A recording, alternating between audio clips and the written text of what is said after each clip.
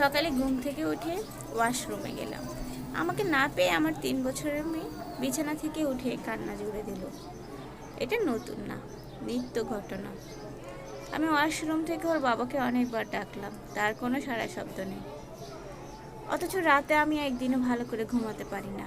মেয়েটা কিছুক্ষণ পর পরে উঠে আমাকে খুঁজে। এতবার ঘুম ভাঙলে আসলে ঘুমটা হয় না। সকালে তাড়াহুড়া করে উঠতে গিয়েও দেখি লেট হয়ে গিয়েছে। তাও তাড়াতাড়ি ওয়াশরুমে আসলাম ফ্রেশ হতে, কিন্তু উঠেই মেয়ের কান্না। অগত্য কী করা, দরজা খুলে দিলাম। মেয়ে এসে আমার সাথে ওয়াশরুমে চলে আসলো। এখন সে আবার দাঁড়িয়ে থাকবে না, কিছু করার নেই, তাকে কোলে নিয়ে কমেডে বসতে হলো। এটা খুবই নিত্য ব্যাপার। আপনাদের কাছে শুনতে অবাক মনে হলেও একজন মায়ের কাছে কিন্তু এই ব্যাপারটা খুবই স্বাভাবিক হয়ে দাঁড়িয়েছে। কিছু করার নেই, তুমি না মা, যেখানে যাও সন্তানকে তো দেখতেই হবে। সকালে সবাইকে খাইয়ে ওকে একটু খাওয়াতে গেলাম, একদমই খেতে চাচ্ছে না। ওর বাবা খেয়ে অফিস চলে গেল। না খাওয়াতে নিজেরই রাগ লাগলো, কারণ সকাল থেকে আমিও এখনো কিছু খাইনি। ওকে একটা ধমক দিতে ওর দাদি বলে উঠলো, সকাল সকাল উঠে কি শুরু করেছো মেয়েটার সাথে? তুমি কি একা বাচ্চা পালো? আমরাও তো পেলেছি বাচ্চা। মুখের উপর কয়েকটা কথা বলতে ইচ্ছে করলো, কিন্তু বললাম না, বলে লাভ নেই। এটা নিত্য হয়ে গিয়েছে। তারাই সব করেছে, আমরাই কিছু পারি না। অথচ চোখের সামনে কি সুন্দর টিভি খুলে বসে আছে। উনিও তো পারে নাতনিকে একটু খাওয়াইতে, তাই না? সেটা কিন্তু করবে।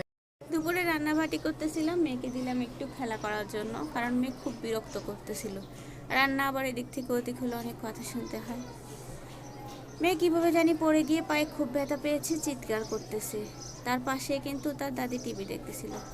ছুটে এলাম, দেখলাম মায়ের পায়ে খুব ব্যথা, সে কান্না করতেছে। আমি আসার সাথে সাথে আমার শাশুড়ি বললো, কী ব্যাপার, সামান্য একটা বাচ্চার খেয়াল রাখতে পারে না? বাসায় কী এমন কাজ? রান্না করার সময় তো মেয়েটা পাশে রাখতেই পারো।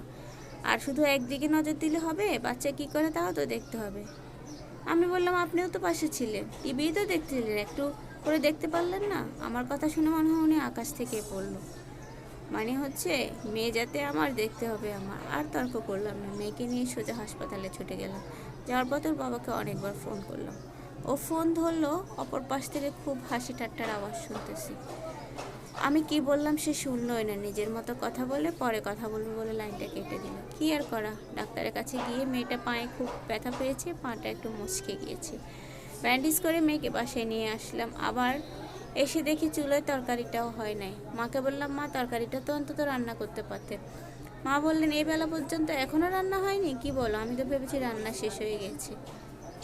মনে মনে হাসলাম। 1 ঘন্টা আমি বাইরে ছিলাম, তাও রান্নাঘরে এসে উনি চেক করলেন না রান্নাটা হলো কিনা। অথচ আজকে একটু লেট হলেই কত কথা শুনতে হবে। যাই হোক, এটা আমার নিত্য শোনার কথা। রান্নাটা করে নিলাম মেয়েকে কোলে নিয়ে। মেয়েকে দুপুরে একটু খাইয়ে ঘুম পাড়িয়ে দিলাম। আমি সব কাজকর্ম শেষ, রাতের বেলা সবার খাওয়া শেষ হওয়ার পর মেয়েকেও খাওয়াতে গেলাম। মেয়ে খাচ্ছে না, খুবই বিরক্ত লাগতেছিল সারাদিনের ক্লান্তিতে।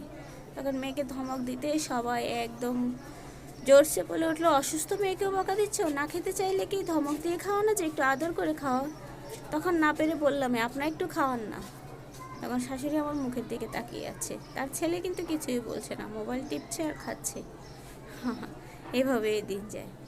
আমাদের দেশে 90% পুরুষ প্রজাতি না এমন, বাচ্চা জন্ম দিয়ে তাদের কাজ শেষ।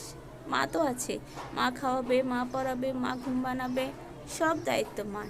কিন্তু মা যে আসলে সবার আগে একজন মানুষ, সে কথাটা কারো মনেই হয় না, ঠিক না? তুমি মা, তাই তুমি ঘুমানোর প্রয়োজন নেই। তুমি মা, তোমার রেস্ট নেওয়া হারাম।